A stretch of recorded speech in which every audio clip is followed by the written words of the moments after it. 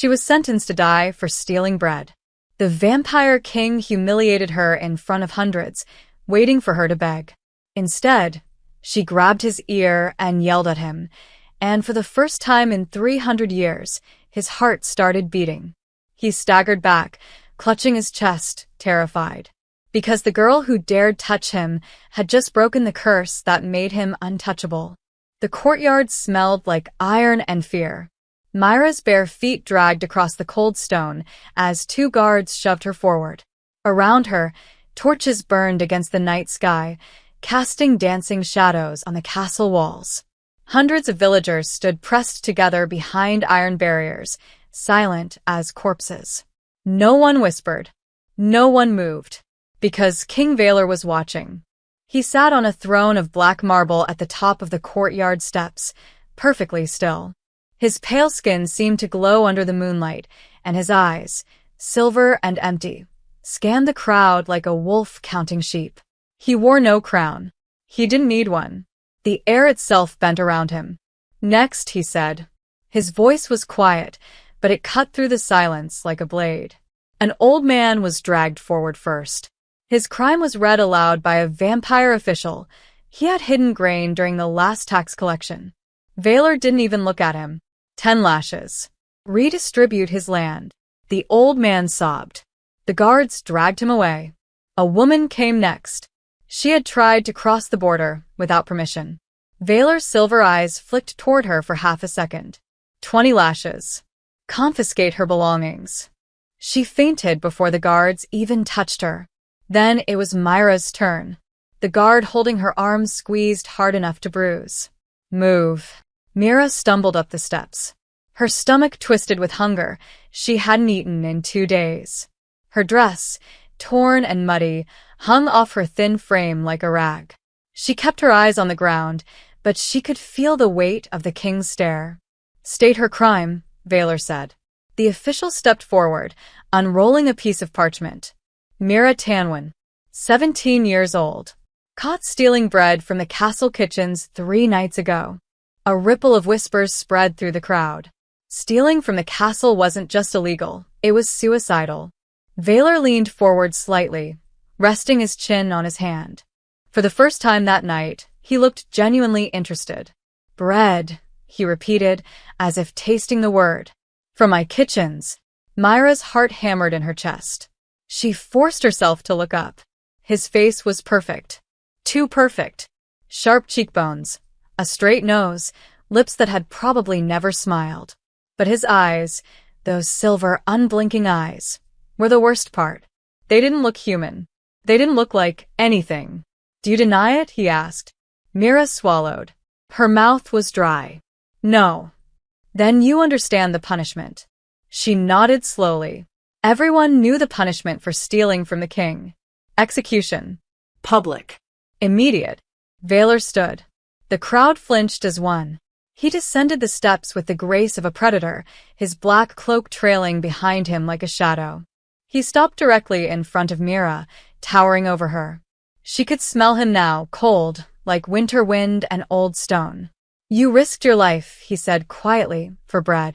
I was hungry, Myra whispered. So were they. He gestured lazily toward the crowd. Yet they obeyed. They suffered in silence. But you, his lips curled into something that wasn't quite a smile. You thought you were special. Myra's hands trembled. She wanted to look away, but his eyes held her in place. I want you to beg, Valor said. The courtyard went silent. Beg for your life, he continued, his voice soft and cruel. Loudly. So everyone can hear. Show them what happens to the bold. Myra's breath hitched. Her knees wobbled. She opened her mouth. And then something inside her snapped. Maybe it was the hunger. Maybe it was the exhaustion. Maybe it was the fact that she had nothing left to lose. But instead of begging, Myra reached up, grabbed King Valor's ear, and yanked it down hard. You want me to beg? She shouted, her voice cracking. You sit up there every night like some kind of god, deciding who lives and who dies. And you don't even care. You don't care that we're starving. You don't care that children are dying in the streets. You just sit there, cold and empty, and you. She didn't get to finish. Valor staggered backward, his hand flying to his chest. His eyes went wide, not with anger, but with shock. His mouth opened, but no sound came out. The guards froze. The crowd gasped. And Mira, still holding his ear, felt something strange happen. A warmth spread through her fingers. A pulse, like a heartbeat that had been silent for centuries, suddenly remembered how to beat. Valor dropped to one knee, breathing hard. His silver eyes flickered, just for a moment, and turned almost human. He looked up at her, and for the first time in 300 years, King Valor felt pain. Not the dull ache of hunger. Not the distant echo of old wounds. Real pain. Human pain. He clutched his chest, his claws digging into the fabric of his shirt. Beneath it, ancient runes carved into his skin began to glow, then fade. What? His voice was hoarse. What did you do? Mira stumbled backward, releasing his ear. Her hands shook. I didn't. Guards. Valor's voice cracked like thunder. He stood, unsteady, and pointed at Mira. Take her to the dungeons. Now. The guards rushed forward, grabbing Mira by both arms. She didn't resist. She couldn't. Her mind was spinning, her heart racing. As they dragged her away, she looked back over her shoulder. Valor stood in the center of the courtyard, alone, one hand still pressed against his chest. His silver eyes followed her, wide, confused, and for the first time in centuries, afraid. Valor slammed the throne hall doors so hard the iron hinges cracked. Out! His voice echoed through the vast chamber. Advisors, guards, servants, they scattered like rats, rushing toward the exits. No one dared look back. Within seconds, the hall was empty except for the king himself. Valor stood in the center of the room, chest heaving, claws extended. His heart was racing. No, not racing. Beating.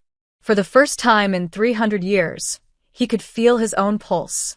Thump, thump, thump.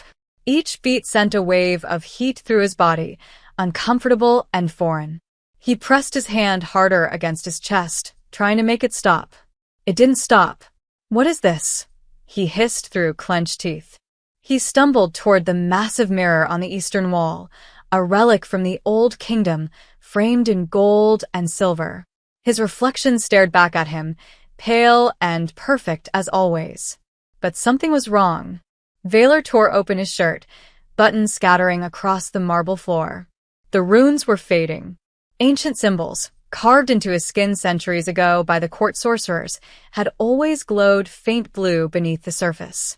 They covered his chest, his arms, his back, a web of magic that kept him bound to the throne, to the war, to the coldness that made him unstoppable. Now, they flickered like dying candles. Valor touched one of the symbols on his collarbone. It burned under his fingertips, not with cold, but with heat. He jerked his hand back, hissing. Pain. Real, sharp, unmistakable pain. No, he whispered. No, this isn't possible. He had been untouchable for so long. Blades couldn't wound him. Fire couldn't burn him. Emotions couldn't reach him. He had become something beyond human, beyond mortal weakness. And now a starving peasant girl had undone it all with a single touch. Valor spun away from the mirror, pacing the length of the throne hall. His mind raced, trying to make sense of what happened. She had grabbed his ear, grabbed him like he was nothing, like he was just a man. And he had felt it. Not just the physical touch, but something deeper. Something that cracked through the ice in his chest and spread warmth where there should have been nothing. Fury surged through him.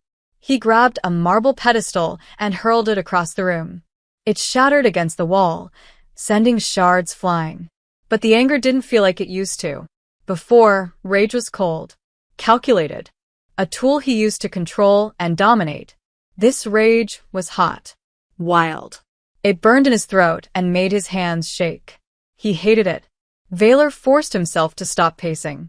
He closed his eyes and took a breath, another unfamiliar sensation.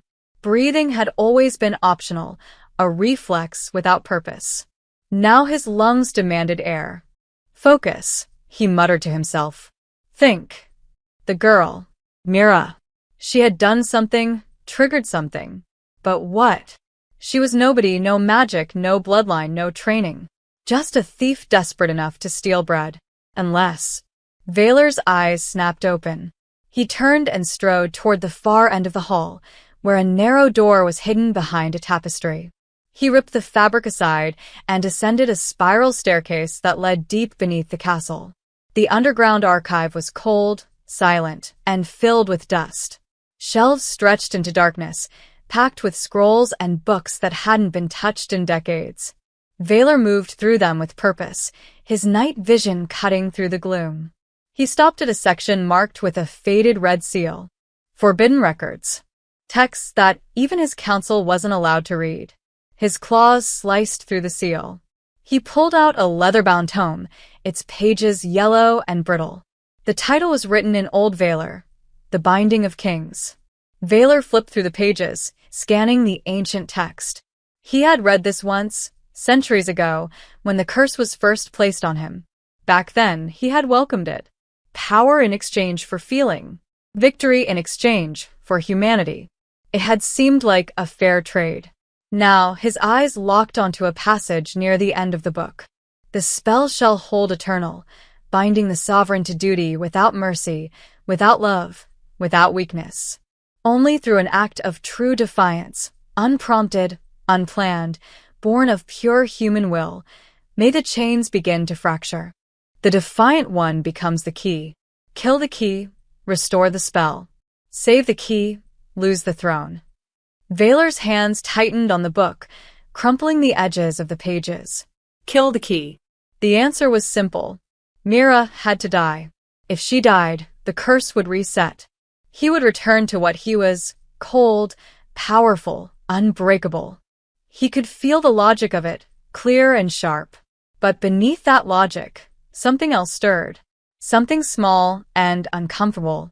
Guilt. He had humiliated her in front of hundreds. He had made her beg, or tried to. And she had fought back not with magic or weapons, but with desperation and fury. She had treated him like a person. And now he was supposed to kill her for it. Vaylor slammed the book shut, dust rising in a cloud around him. No, he said aloud, his voice rough. She's just a girl. A criminal. But even as he said it, he knew the words felt hollow. He climbed the stairs back to the throne hall, the book clutched in one hand. His heart was still beating. The runes were still fading. And somewhere deep in the dungeons below, Mira was waiting, unaware that her life had just become the most dangerous thing in the kingdom. Vaylor didn't sleep. He couldn't. Every time he closed his eyes, he felt it. The warmth spreading through his veins, the unwanted rhythm of his heartbeat, the ghost of Myra's hand on his ear. So he stayed in the archive reading. Dawn light began to creep through the narrow windows above, casting thin beams across the dust-covered shelves. Vaylor had pulled dozens of books, scrolls, and journals from the forbidden section. They lay scattered around him in chaotic piles. He was looking for answers. Or maybe he was looking for a way out. The war journals were the worst. He opened one dated 300 years ago, written in his own hand. The script was neat, emotionless, clinical. Day 47 of the binding. The spell holds perfectly. I feel nothing for the soldiers lost today. Efficiency is improving. Victory is inevitable. Vaylor stared at the words. He remembered writing them. He remembered feeling proud of his own coldness, as if it were a weapon he'd sharpened. Now, reading them made his stomach turn. He flipped through more pages. Battle strategies. Execution orders. Entire villages burned because they refused to supply his army. He had signed every order without hesitation, without doubt. Because he couldn't doubt. The curse wouldn't let him. I did this, he whispered, his voice cracking. All of it. He slammed the journal shut and shoved it away. His hands were shaking. Anger, shame, horror, they all crashed into him at once, and he didn't know how to hold them. For 3 centuries, he had ruled without conscience. The spell had stripped away his ability to feel empathy, remorse, or compassion. It had turned him into the perfect weapon, a king who could make impossible decisions without flinching. And it had been done on purpose. Valor pulled out another text, this one older than the binding itself. It was written by the Grand Sorcerer who had designed the curse, a vampire named Draylan the Unbroken. The passage was clear. To win the eternal war, we need a king who cannot be swayed by mercy. Enemies will beg. Allies will weaken. The people will suffer. A ruler with a heart will hesitate, will compromise, will fail.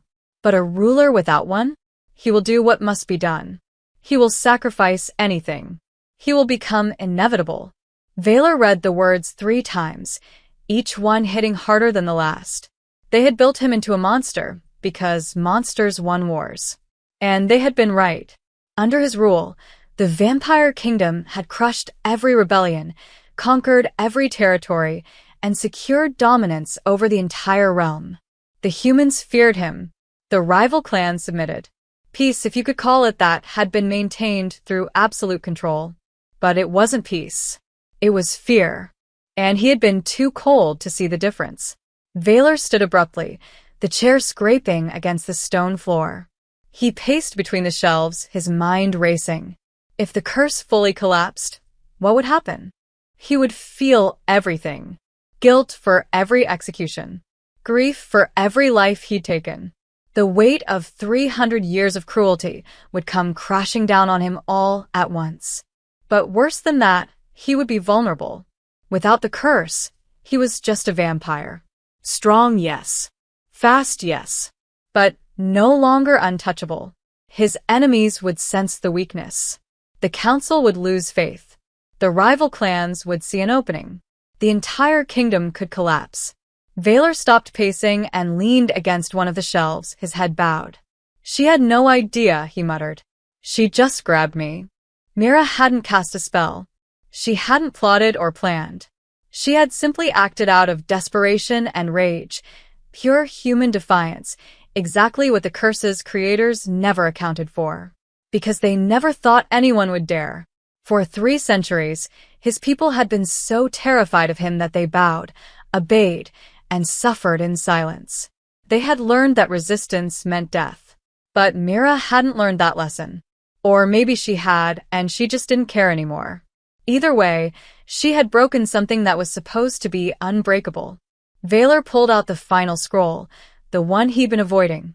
It was a contract, signed in blood by the original council members and the Grand Sorcerer. The terms were explicit. The binding shall remain until the king's death or until the key is destroyed. Should the key survive, the spell will continue to unravel. The king will regain his humanity. He will weaken, and the kingdom will fall. There it was. The truth he'd been circling all night. If Mira lived, he would lose everything. His power, his control, his ability to rule without feeling the weight of it. If Mira died, the spell would reset. He would return to the cold, efficient king he'd been for centuries. The choice should have been simple. But as Valor stood there in the dim light of the archive, clutching a 300-year-old contract, he realized something that terrified him more than losing his throne. He didn't want to go back. The coldness had felt like strength. But now, with warmth creeping back into his chest, he could see it for what it really was. It had been a prison. Valor closed his eyes and exhaled slowly. When he opened them again, his decision was made. He wouldn't kill Mira. Not yet. First, he needed to understand what it meant to feel again. He needed to know if there was a way to rule without the curse, without becoming a monster. And if there wasn't, then he would make the choice when the time came. But until then, the girl lived. Even if it destroyed him, the dungeon guard made 2 mistakes. First, he fell asleep. Second, he left his keys hanging on a hook just outside Myra's cell. She didn't question her luck. She just moved. Her fingers stretched through the iron bars, straining until they brushed the cold metal of the key ring. 1 more inch. Her shoulder pressed painfully against the bars, but she ignored it. Got it. The lock clicked open with a soft sound that made her freeze. She waited, listening. The guard snored on. Down the corridor, Another prisoner coughed but said nothing. Mira slipped out of the cell and ran. The dungeon corridors were a maze of stone and shadow, but she'd been in the castle before, 3 nights ago, when she'd stolen the bread. She remembered the route. Servants' entrance. Kitchen passage. Eastern gate. Her bare feet made no sound on the cold floor. Her heart hammered so loud, she was sure someone would hear it. But no alarms rang. No guards appeared. It felt too easy. She burst through a side door into the pre-dawn air and didn't stop running. The forest road stretched ahead of her, disappearing into thick trees. Behind her, the castle loomed like a black mountain against the lightning sky. Mira ran until her lungs burned, until her legs screamed, until the castle was just a dark shape in the distance. Only then did she stop, gasping, leaning against a tree trunk. "I'm alive," she whispered. "I'm actually alive." She should have been executed in the courtyard. The king should have killed her the moment she touched him. But instead, he'd stumbled backward like she'd stabbed him. What had she done? Mira looked down at her hands. They looked normal. No magic, no glow, nothing special. Just the calloused hands of a girl who'd spent her life working in fields and scrubbing floors. But something had happened. She'd felt it, a pulse of warmth traveling from her fingers into him, like breaking through ice into warm water beneath. She shook her head. It didn't matter. What mattered was getting as far from the castle as possible before the king realized she'd escaped. Mira pushed off the tree and started walking, staying close to the forest edge where the shadows were deepest. She didn't notice the figure watching from the branches above. High in an oak tree, a vampire scout named Kalen tracked Myra's movement with cold precision. She was slow, weak, Human. This would be easy. He tilted his head, listening. 2 more scouts moved parallel to him through the trees, silent as shadows. They'd been following her since she left the castle, not to recapture her, but to wait for the right moment. The council's orders had been clear. The girl is a threat. Eliminate her before dawn. Make it look like an accident. Kalen didn't question orders. He didn't need to understand why a starving peasant girl was suddenly worth killing. He just needed to do his job. He watched Mira stumble over a root, catch herself, and keep walking.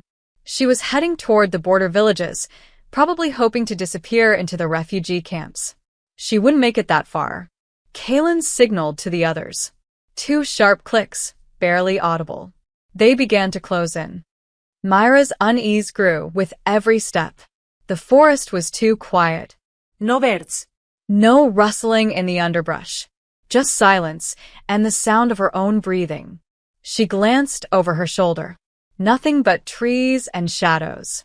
But the feeling didn't go away. Someone was watching her. Mira picked up her pace, her eyes scanning the forest. The road curved ahead, leading toward a stone bridge that crossed a narrow river. If she could reach the bridge, she'd be close to the village of Hollow Creek. There would be people there. Safety in numbers. She broke into a jog, ignoring the pain in her feet. The bridge was only 50 yards away when she heard it. A branch snapping. Close. Too close. Mira spun around. 3 figures stood on the road behind her.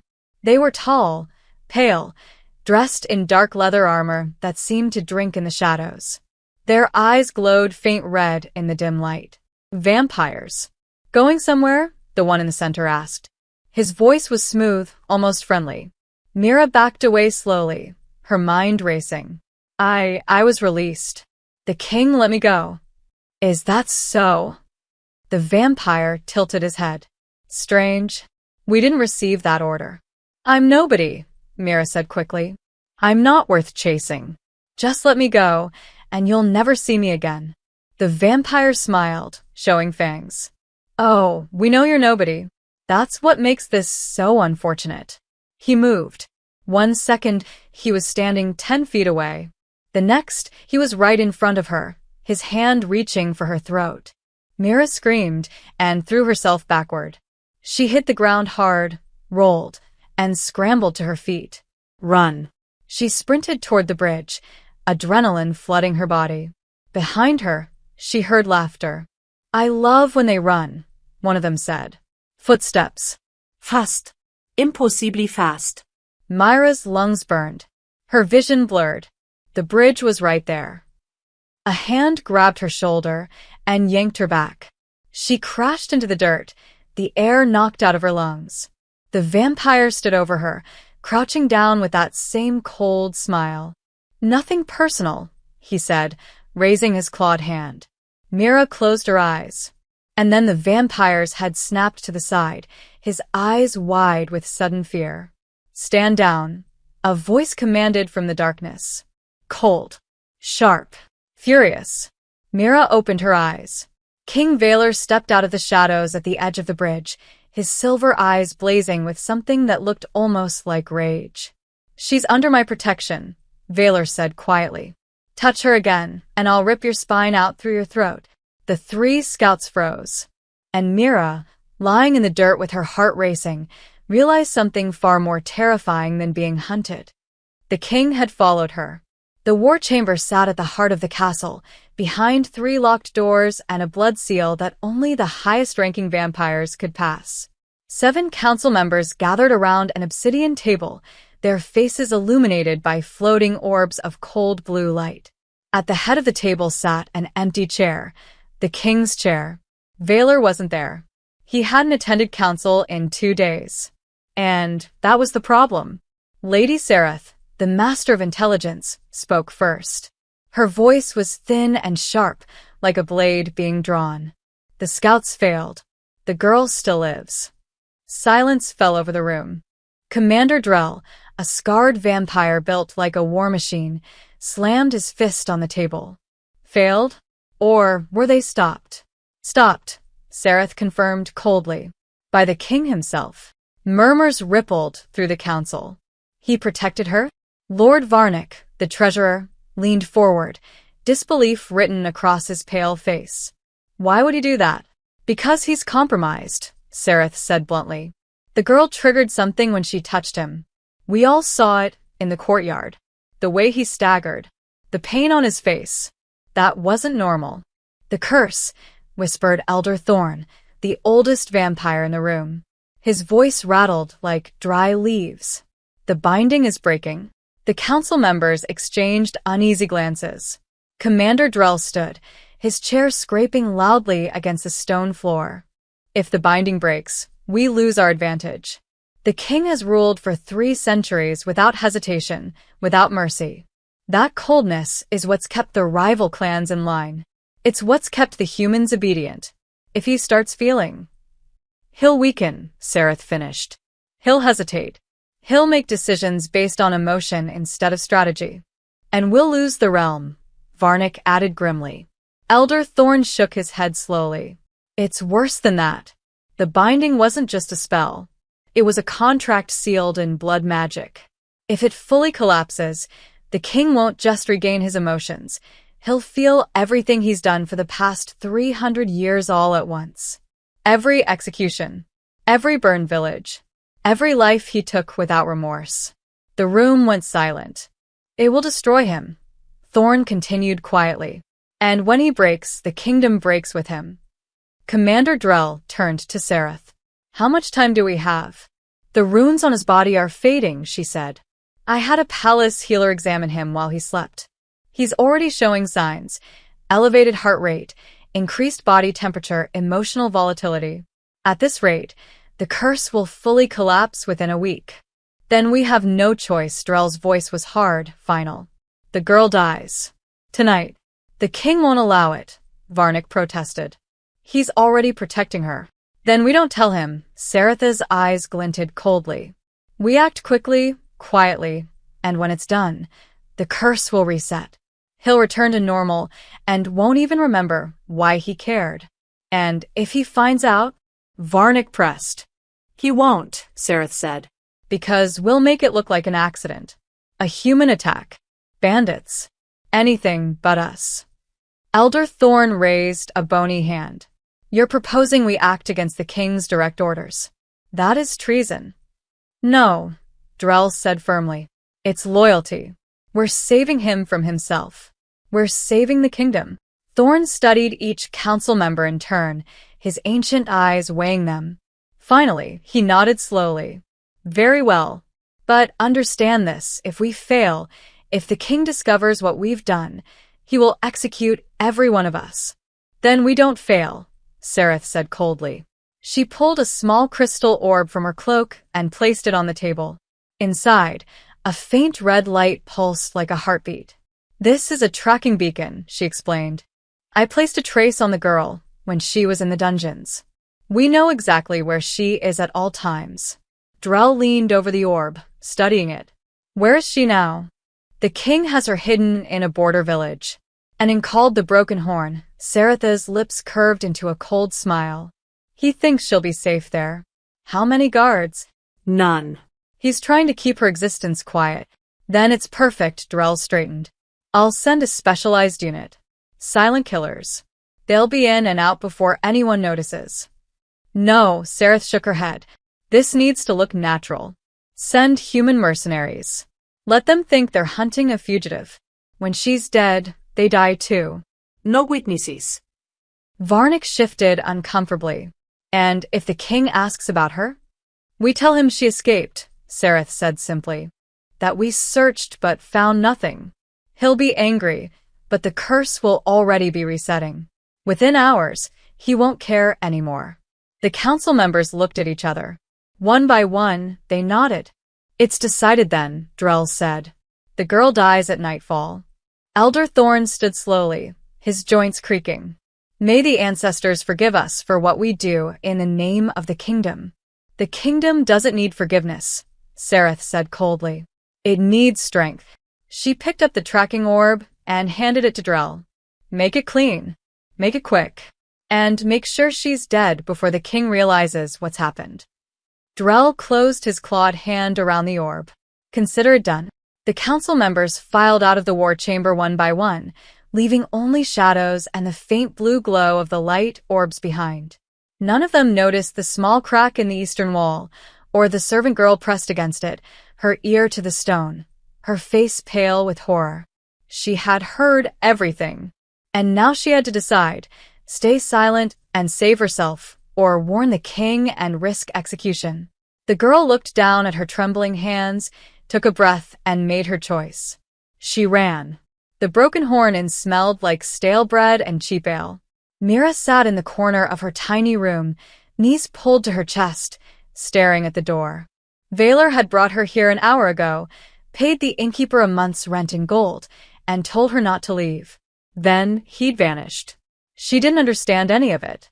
Why had he saved her? Why was he hiding her? The same king who'd humiliated her in the courtyard had just killed 3 of his own scouts to protect her. It made no sense. A knock at the door made her jump. It's me, came a woman's voice. I have food. Mira hesitated, then opened the door. A young woman stood there, plain-faced and nervous, holding a tray with bread and soup. She wore servant's clothing. The king sent me, the woman whispered quickly. He said you need to leave. Now. Myra's stomach dropped. What? Why? The council. They're sending assassins. They know where you are. The woman thrust the tray into Myra's hands. There's an abandoned chapel 2 miles north, just off the forest road. The king said to meet him there. Go. Quickly. Before Mira could ask anything else, the woman turned and hurried down the stairs. Mira stood frozen for 3 seconds, her mind racing. Then she grabbed her cloak and ran.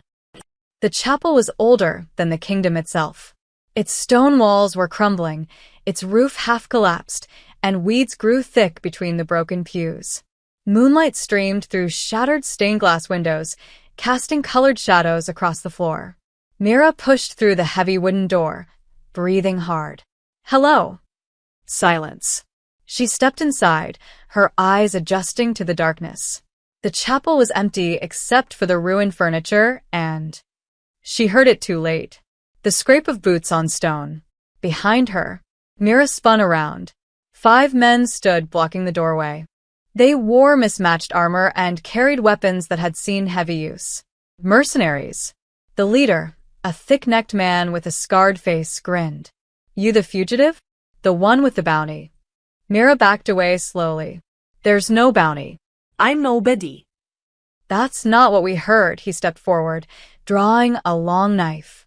Dead or alive, they said. Dead's easier. Wait. Myra's back hit the altar. Nowhere left to go. You don't understand. The king. The king wants you dead, girl. Why else would we be here? The mercenaries spread out, surrounding her. Myra's heart hammered. She grabbed a broken piece of wood from the floor. Useless, but it was something. I don't want to hurt you, she said, her voice shaking. The leader laughed. You won't. He lunged. Myra swung the wood. It connected with his arm, but did nothing. He grabbed her wrist and twisted, and she cried out as the makeshift weapon clattered to the floor. Hold her, he ordered. 2 mercenaries grabbed her arms, slamming her against the altar. The leader raised his knife, angling it toward her throat. Nothing personal, he said. The blade came down. And stopped. The leader's eyes went wide. He looked down at his chest, where a clawed hand had punched straight through his armor, through his ribs, and out the other side. Wrong, a cold voice said from behind him. It's very personal. Valor yanked his hand back. The mercenary's body dropped like a puppet with cut strings. The other 4 mercenaries froze in shock. Then chaos erupted. One tried to run. Valor moved faster than Myra could track, grabbing the man by the throat and slamming him into the stone wall hard enough to crack it. 2 others attacked together.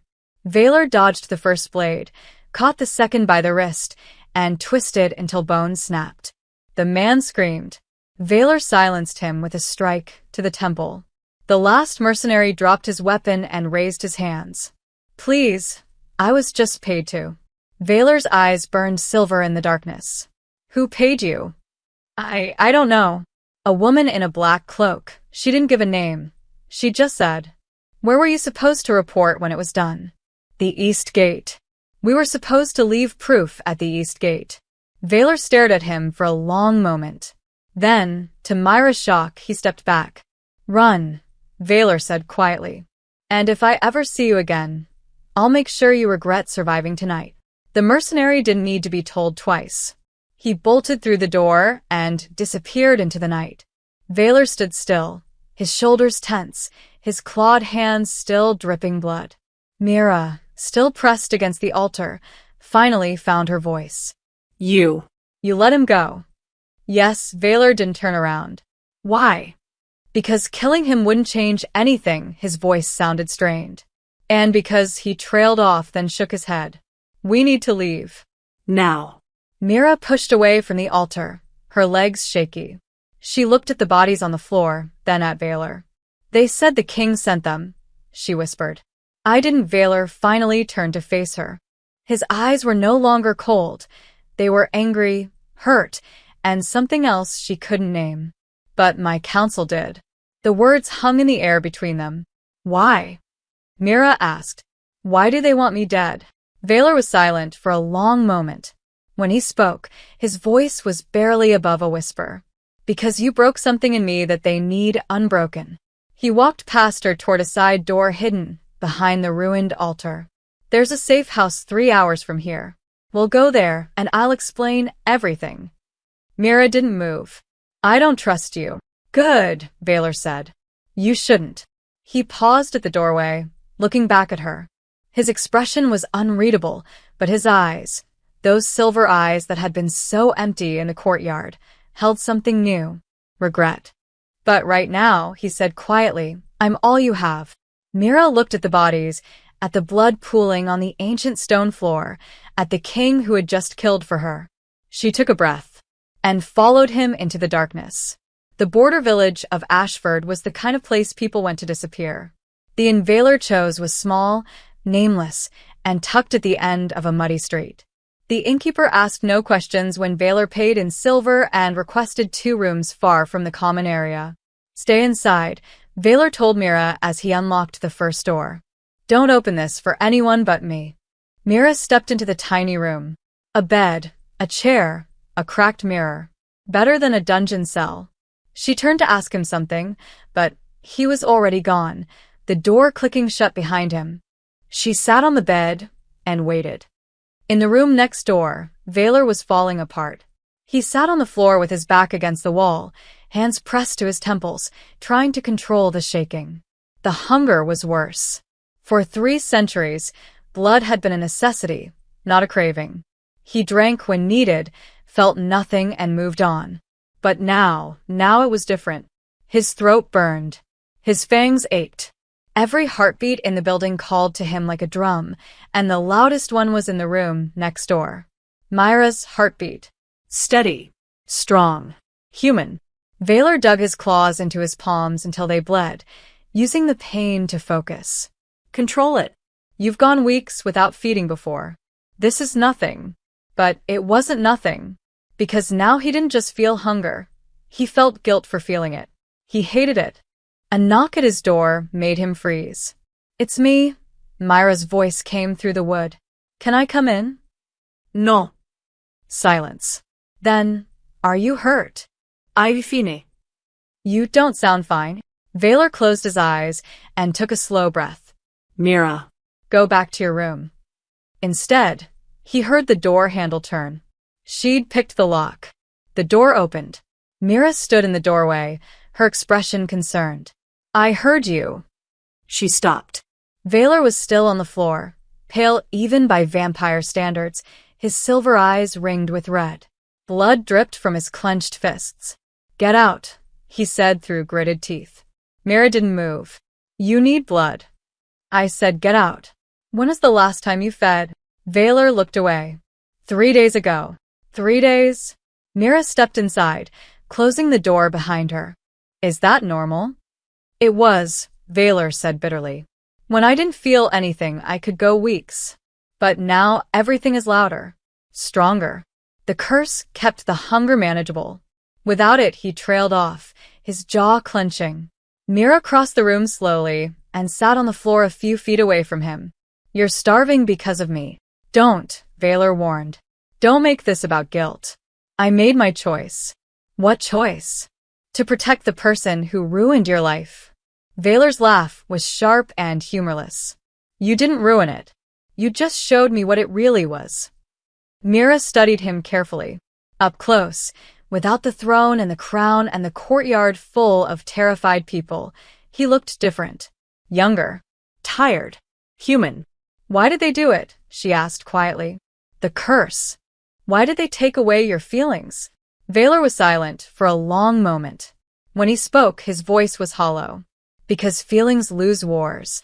He leaned his head back against the wall, staring at the ceiling. 300 years ago, the vampire clans were fractured, constantly fighting each other, weakening, vulnerable. The human kingdoms were gaining ground. We were going to lose everything. "So they made you into a weapon," Mira said softly. "They made me into a king who couldn't hesitate, who couldn't be swayed by mercy or compassion or doubt." He looked at her, and for the first time, she saw real pain in his eyes. "I burned villages because they wouldn't submit. I executed children to make examples. I did things that should have haunted me, but they didn't." No. "Because I couldn't feel them." His voice cracked slightly. "I won the war. I unified the clans. I gave them an empire built on fear. And I felt nothing." Myra's throat tightened. "That wasn't your fault." Wasn't it? Valor's eyes blazed. "I agreed to the curse. I wanted it. I thought giving up my humanity was a fair price for power." "You were trying to save your people." "I was trying to win." He turned away from her. "And I did. But now I'm starting to remember what it cost." The room fell silent except for their breathing. Mira looked at her hands, the same hands that had grabbed his ear in the courtyard, that had somehow cracked through 3 centuries of magic. "I'm sorry," she whispered. "Don't be." Valor's voice was rough. "You gave me something back I didn't even know I'd lost." He pushed himself to his feet, unsteady. His body was weakening. The curse had made him strong, and now its absence was taking that strength away piece by piece. "You need to feed," Mira said, standing as well. "I'll manage." How? "We're in the middle of nowhere, and you can barely stand." Valor moved to the window, looking out at the dark village. "There are animals in the forest. It's not ideal, but take mine." He turned sharply. What? Mira stepped closer, her heart hammering but her voice steady. You saved my life twice. You're protecting me from your own counsel. The least I can do is help you survive. No. Why not? Because I don't trust myself, Valor said harshly. The curse kept me controlled. Without it, the hunger is harder to stop. If I start, I might not. He cut himself off, jaw tight. Mira understood. Without the curse's control, he was afraid he'd kill her. She should have been terrified. She should have run. Instead, she held out her wrist. I trust you, she said quietly. Valor stared at her like she'd lost her mind. You shouldn't. I know she didn't lower her hand. But you let that mercenary live tonight. The old you would have killed him. You're not the same person who sat on that throne. I'm not a person at all. Yes, you are, Mira said firmly. Maybe for the first time in 300 years, you actually are. Valor looked at her wrist, at the pulse beating beneath her skin, and something in his expression broke. He closed the distance between them in one step, took her wrist gently, so gently, and met her eyes. If I hurt you, you won't. He hesitated one more second. Then his fangs extended, and he bit down. They left Ashford before dawn. Valor moved slower than before. Mira noticed it immediately. The way he paused to catch his breath, the way his hand gripped the rocks for balance as they climbed the mountain path. We should rest, she said. We need distance, Valor replied, not stopping. The council will send more. Not if you collapse before we get anywhere safe. He ignored her and kept walking. The mountain pass was narrow and treacherous, winding between jagged cliffs that blocked out most of the sunlight. Myra's legs burned from the climb, but she didn't complain. Valor had it worse.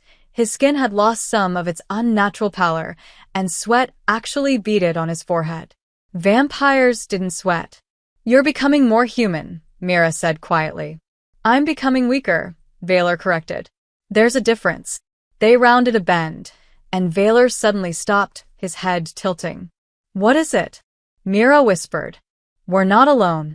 Before she could ask what he meant, arrows whistled through the air. Valor shoved Mira behind a boulder as the first volley struck the ground where they'd been standing. He pressed against the rock beside her, breathing hard. Black Fawn Clan, he muttered, recognizing the black-feathered arrows. Rival vampires. How did they find us? They didn't. Valor's expression darkened. They sensed weakness. Predators always do. A voice echoed from above, cold and mocking. King Valor. How far you've fallen, hiding in the mountains like a common fugitive. Mira peeked around the boulder. At least a dozen vampires stood on the cliffs above, armed with bows and blades. Their leader, a tall woman with white hair and red eyes, grinned down at them. I am Kasha of the Black Fong, she called out. For years, we've bent the knee to you. But word travels fast, Your Majesty. They say the curse is breaking. They say you're weak. They're wrong, Valor called back. Kasha laughed. Then prove it. Come up here and fight me yourself. Unless you're too afraid. Valor started to move, but Mira grabbed his arm. Don't. It's a trap. I know. Then why? Because if I don't, they'll assume I'm helpless. And then every clan between here and the border will hunt us. He pulled free from her grip. Stay here. Before Mira could stop him, Valor stepped out from behind the boulder. The change was immediate. He moved with the speed and grace she remembered from the courtyard, blurring up the cliff face, claws extended. But something was off. He was fast, but not impossibly fast. He was strong, but not unbreakable. Kasha met him at the top with a sword.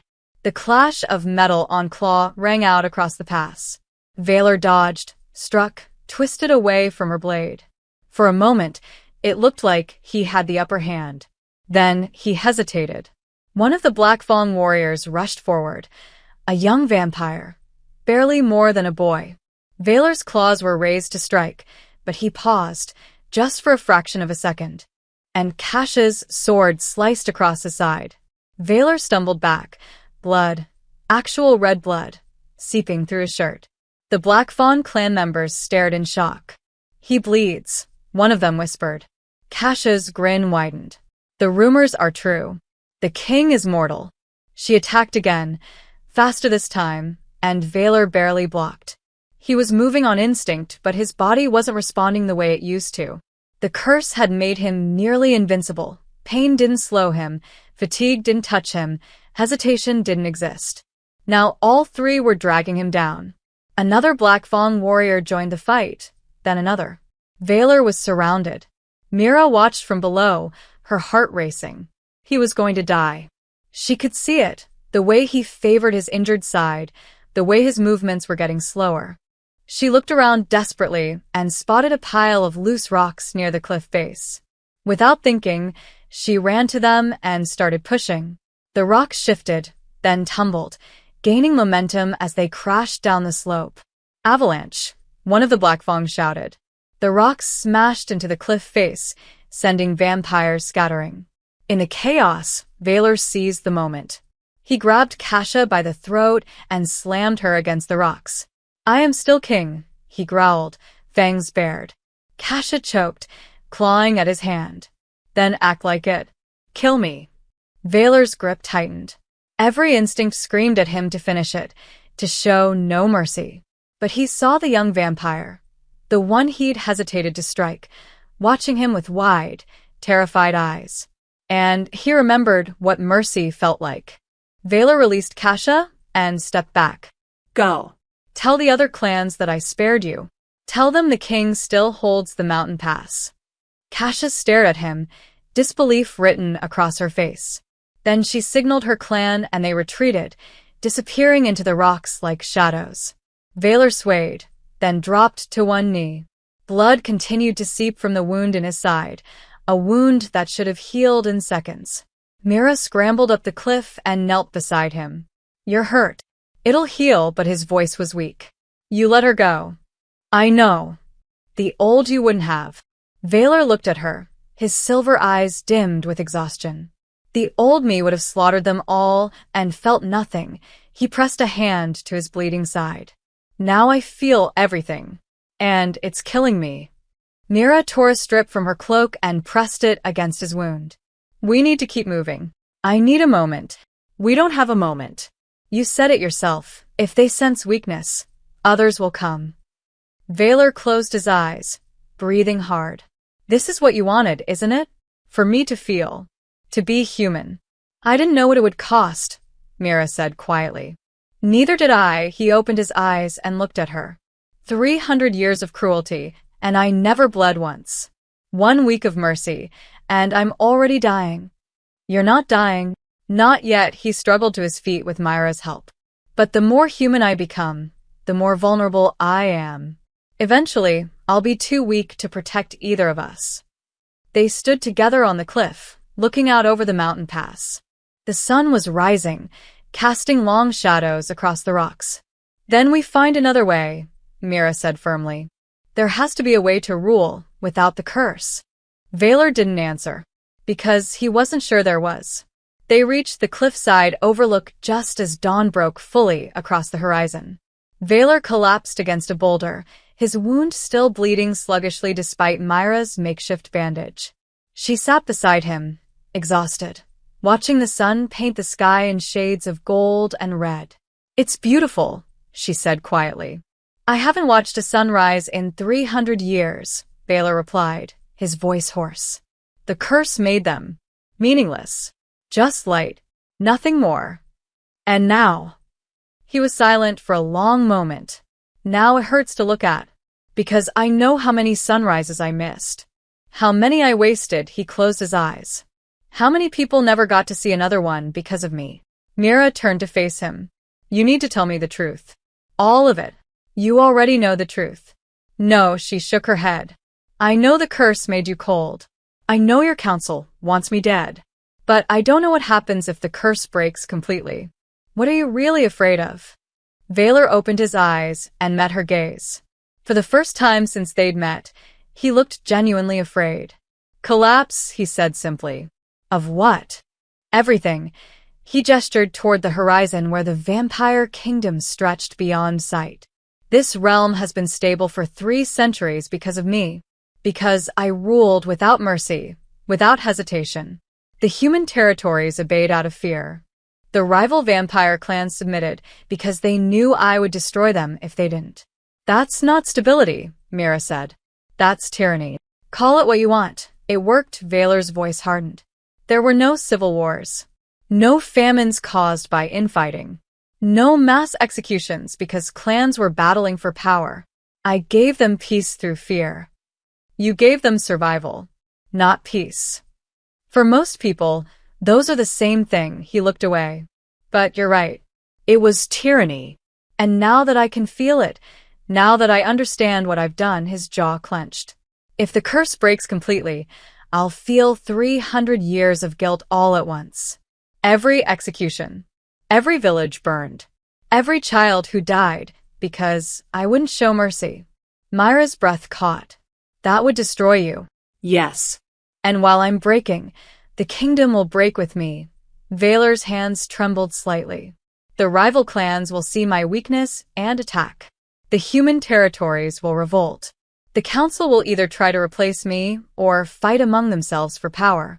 Everything I built, everything they built using me, will collapse into chaos. How many people would die? Mira asked quietly. Valor was silent for a long moment. When he spoke, his voice was barely audible. Tens of thousands, maybe more. Civil war, starvation, vengeance killings. He looked at her. That's the price of my humanity. The words hung in the air like a death sentence. Mira stood and walked to the edge of the cliff, staring out at the distant villages and cities. Somewhere down there, people were waking up, starting their day, unaware that their lives hung in the balance. So, what are you saying? She asked without turning around. That the curse should stay? That you should go back to being a monster? I'm saying that maybe monsters are necessary. Valor's voice was hollow. Maybe some rulers need to be cold to keep the peace. Maybe my council was right to try to kill you. Mira spun around. Don't you dare put this on me. It is on you. Valor stood, wincing at the pain in his side. You broke the curse. You made me feel again. And now everything I've built is falling apart because I can't make the hard choices anymore. I hesitated in that fight. I let Kasha live. And you know what will happen because of that? What? She'll tell every clan leader from here to the coast that I'm weak. That I bleed. That I can be killed. His silver eyes blazed. Within weeks, there will be assassination attempts, border raids, uprisings. And I won't be strong enough to stop them because every time I try to fight, I'll remember that my enemies have families. That they're afraid. That they're just trying to survive. So, you're angry at me for making you see people as people? I'm angry that you made me care?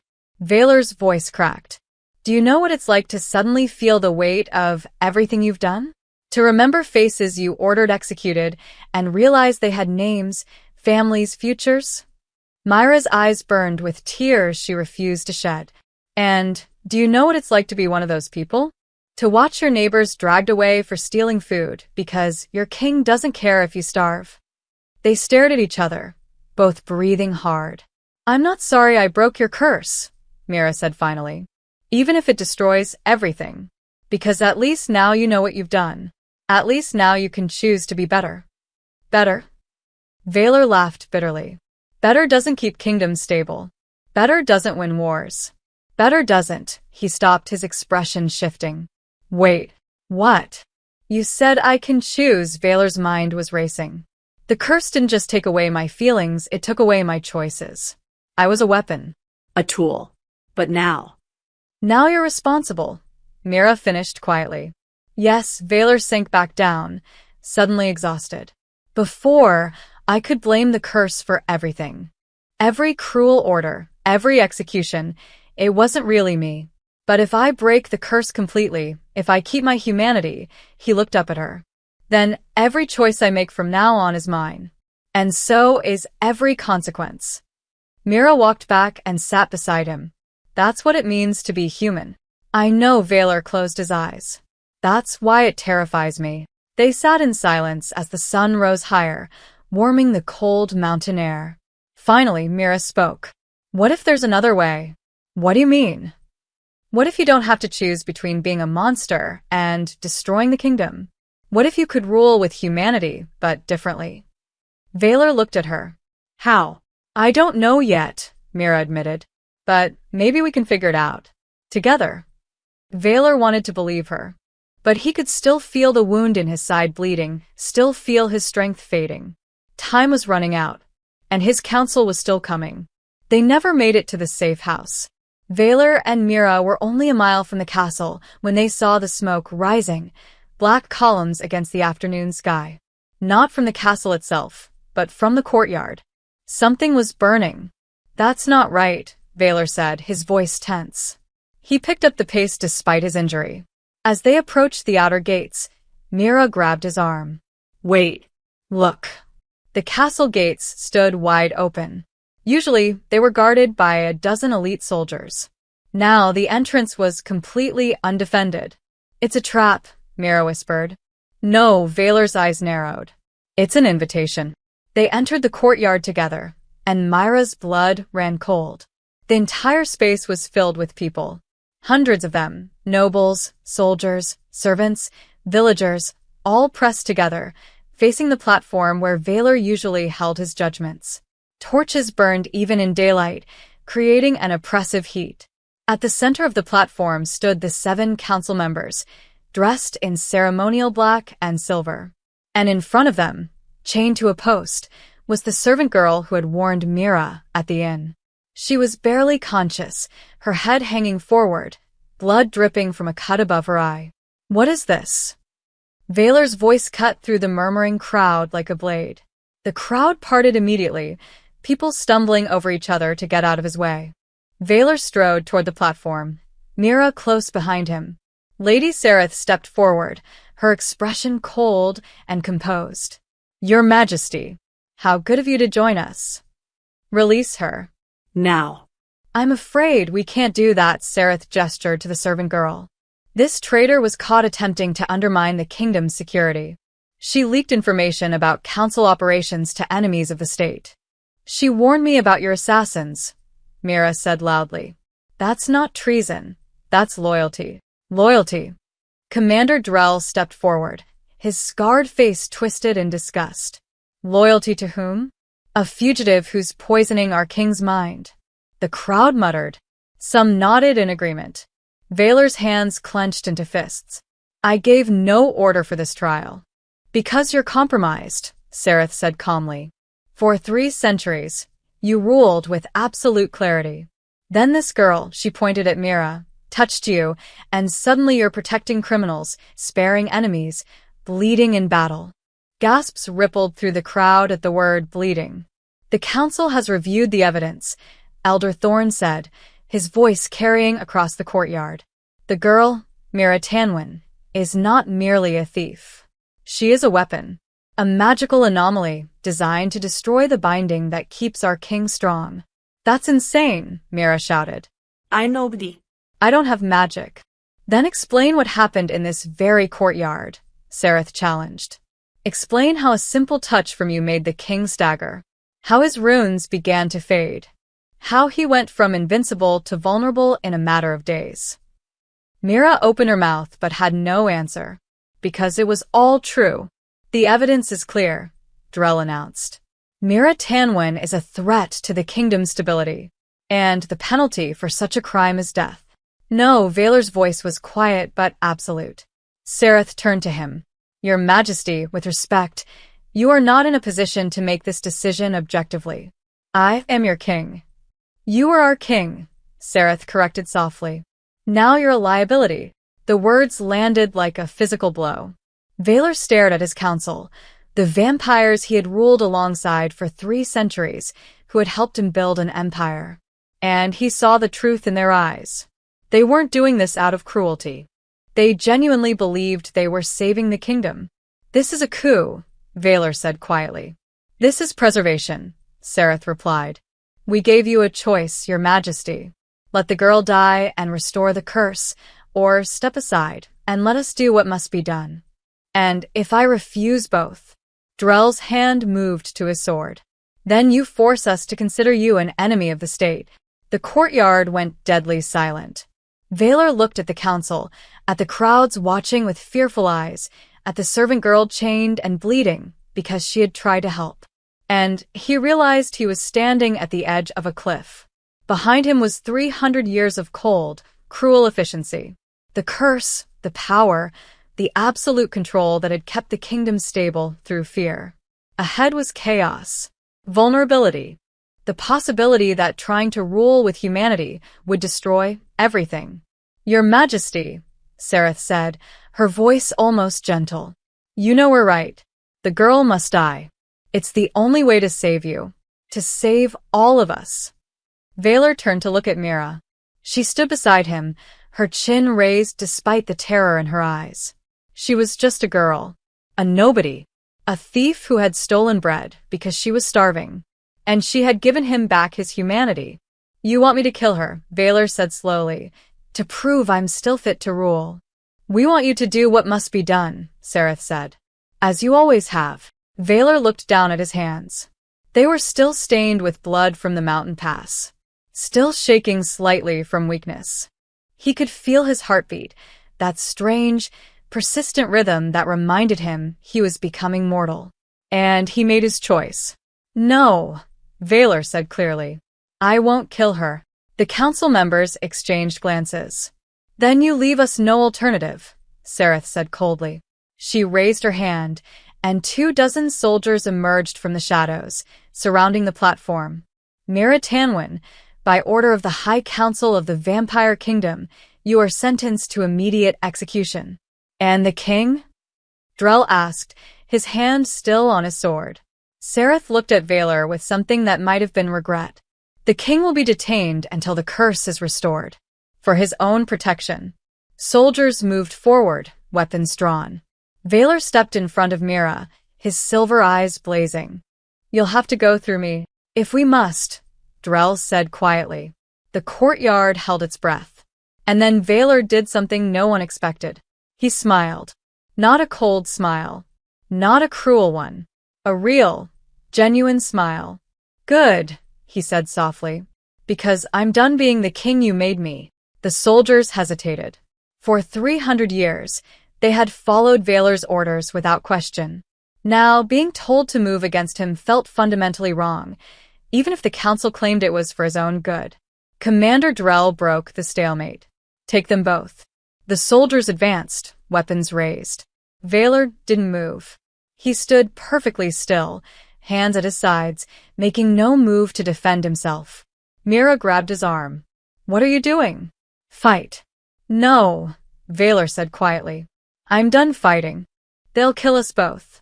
Probably, he looked at her, and his silver eyes were calm. But I won't become a monster again to survive. The first soldier reached them.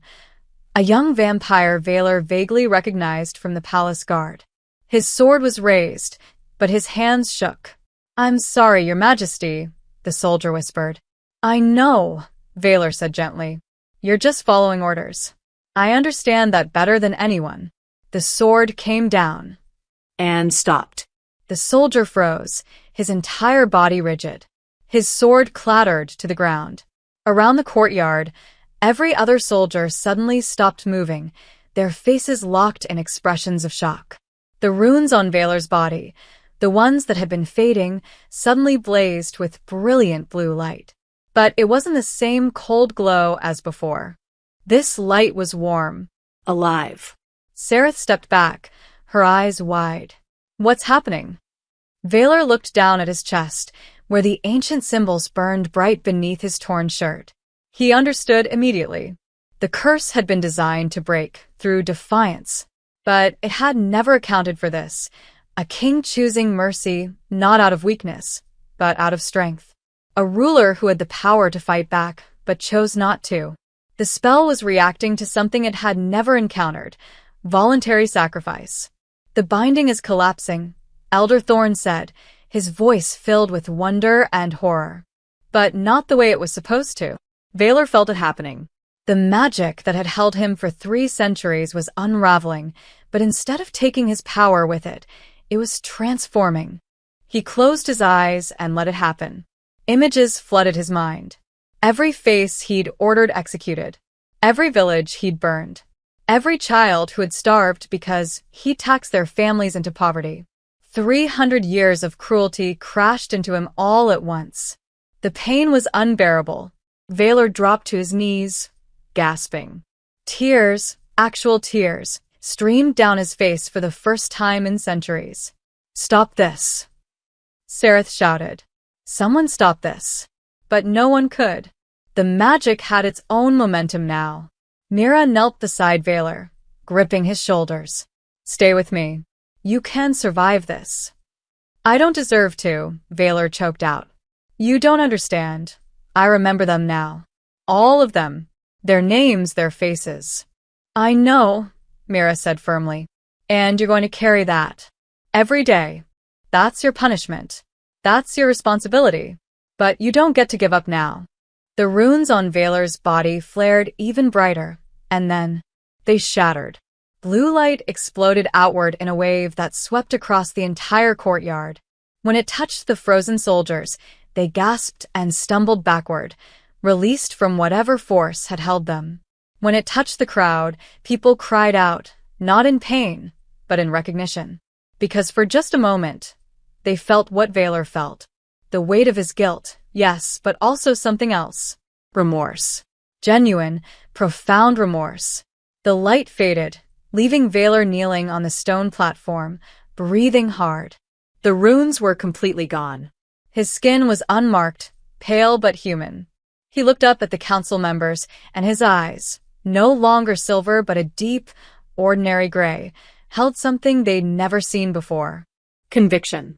"The curse is broken," Valor said, his voice rough but steady. "I am no longer the king you made me. I am no longer invincible. I bleed. I hurt. I doubt."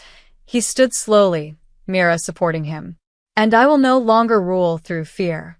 "Then you'll rule through nothing," Drell said harshly. "Do you think mercy will keep the clans in line? Do you think compassion will stop rebellions?" "No," Valor admitted. "But fear didn't stop them either.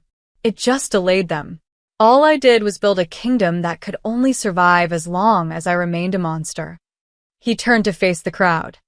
Hundreds of faces stared back at him, some afraid, some angry, some cautiously hopeful. "I've been your king for 300 years, Valor said, his voice carrying across the silent courtyard. "And in that time, I committed atrocities in the name of peace. I executed the innocent. I crushed dissent. I made you suffer because I could not feel your suffering."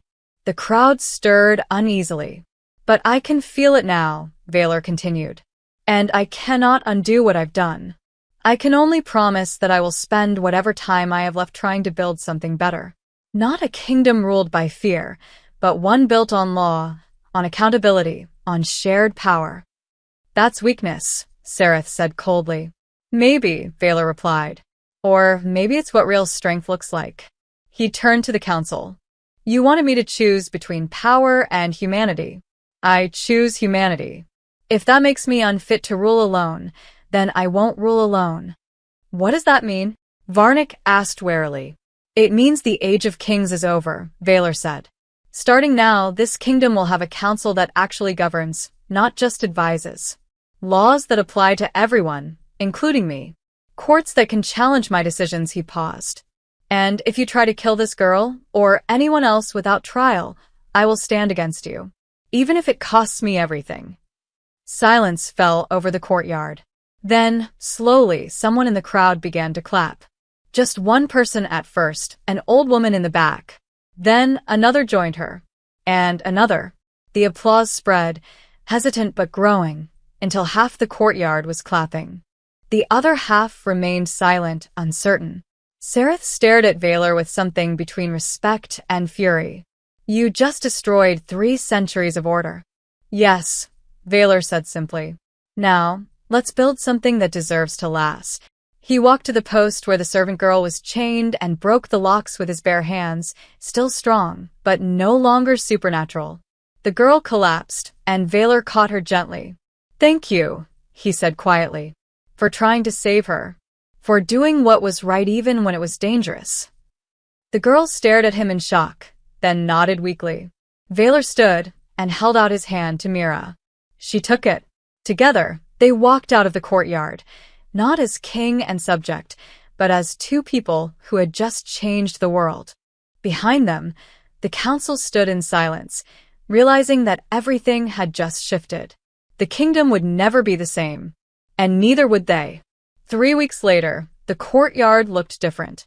The platform where Valor used to pass judgment was gone, replaced by a circular table large enough for 12 people. Around it sat the council members, representatives from the human territories, and elected voices from the major cities. Valor sat among them, not at the head, but as one voice among many. It was strange, uncomfortable, and somehow right. The border villages are requesting additional grain stores, Lady Sareth read from a report.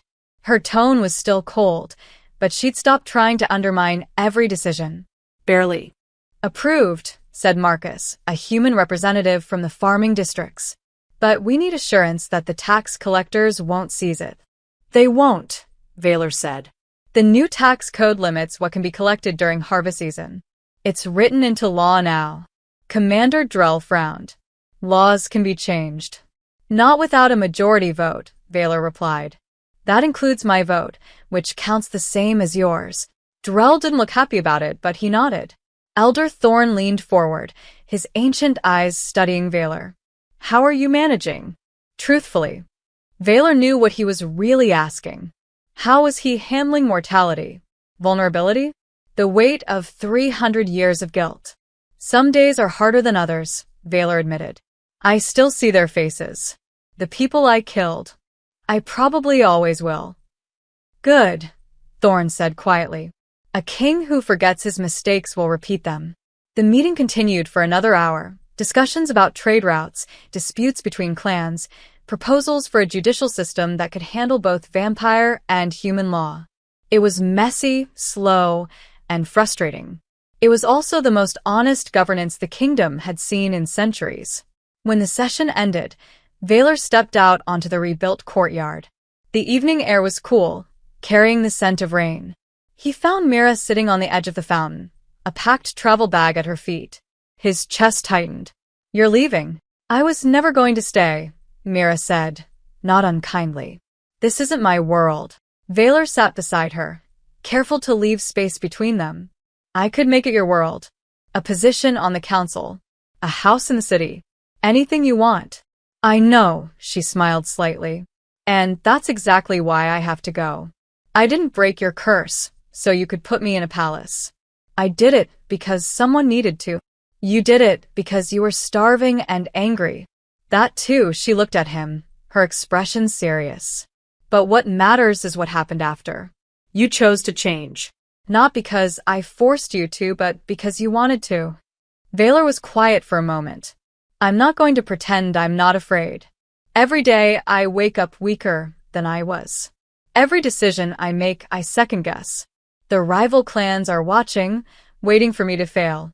You probably will fail sometimes, Mira said honestly. But at least now when you fail, it'll be because you're human, not because you're a monster. I prefer being a monster. It was simpler. Nothing worth doing is simple. They sat in comfortable silence, watching the sun set over the castle walls. Where will you go? Valor asked finally. Back to the villages. There's work to be done there, rebuilding, organizing, making sure your new laws actually reach the people who need them. She glanced at him. Someone has to keep you honest. You already have representatives for that. Representatives talk to councils. I talk to people. She stood, shouldering her bag. Besides, someone needs to make sure your pretty new system doesn't forget about the ones who can't read the laws or attend the meetings. Valor stood as well. You're going to be a problem for me, aren't you? I'm going to hold you accountable, Mira corrected. That's different. Is it? To you? Probably not, she smiled. But you'll survive. Valor wanted to ask her to stay. Wanted to tell her that in 3 weeks, she'd become something he hadn't had in 300 years, a friend. But he understood why she needed to leave. She had her own life, her own purpose. And he couldn't trap her in his world just because he was afraid to face it alone. Thank you, he said quietly. For everything. Don't thank me yet. Wait and see if this actually works. And if it doesn't. Myra's expression turned serious. Then we try something else. But you don't get to go back to being the cold king. That version of you is dead. I know, Valor said. I killed him myself. She studied his face for a long moment, then did something unexpected. She reached up and grabbed his ear, gently this time. Remember this feeling, she said softly. Remember what it cost to get here. And don't ever let them turn you back into a weapon. Then she let go, stepped back, and walked toward the gates. Valor watched her disappear into the city streets, her small figure swallowed by the evening crowds. He stood alone in the courtyard, mortal, vulnerable, uncertain. But for the first time in 300 years, he was free. 2 months later, the first challenge came. A border clan refused to recognize the new council's authority.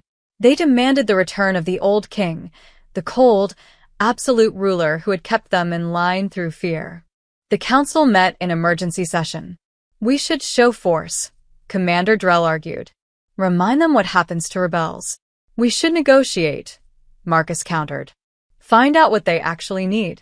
The debate raged for hours. Finally, Valor stood. We'll do both. We'll send diplomats to negotiate. But we'll also make it clear that challenging the council means challenging all of us, not just me. And if negotiation fails? Sereth asked. Valor met her eyes. Then we respond with the minimum force necessary to protect our people. Not to punish. Not to make examples. To protect. It wasn't a perfect answer, but it was human. The vote passed. Barely. That night, Valor stood on the castle walls, looking out over his kingdom. He thought about Mira, somewhere out there in the villages, probably organizing grain distributions or teaching people to read the new laws. He thought about the servant girl who had risked everything to warn them, now working as a liaison between the council and the palace staff. He thought about all the people whose lives had changed because one starving girl had grabbed a king's ear and refused to let go. The kingdom was messier now. Louder. More complicated. But it was also more alive. And as Valor stood there, mortal and uncertain and accountable, he realized something that would have terrified the old him. He preferred it this way. The cold vampire king was dead. Long live the imperfect human trying to do better.